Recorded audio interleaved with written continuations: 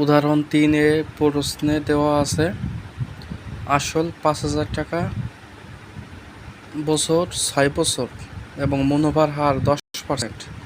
মুনাফা কত, মুনাফা আসল কত? তাহলে আমরা কি জানি? I = PRN, যেখানে আসল 5,000 টাকা, মুনাফার হার 10%। 10%কে আমরা 10/100 এইভাবে তো আমরা লিখতেই পারি।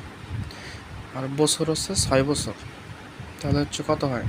10 × 10, 1/10, 500, তার মানে 3,000 টাকা। অতএব মুনাফা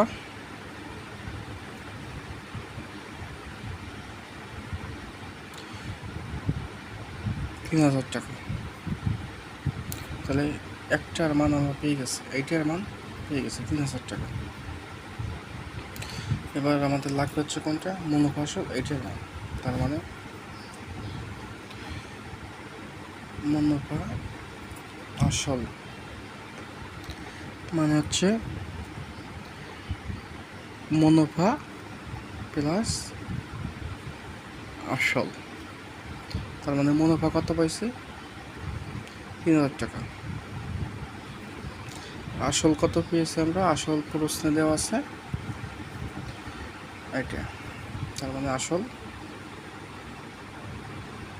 5,000 টাকা। তার মানে মুনাফা আসল 8,000 টাকা। প্রমাণ হচ্ছে মান।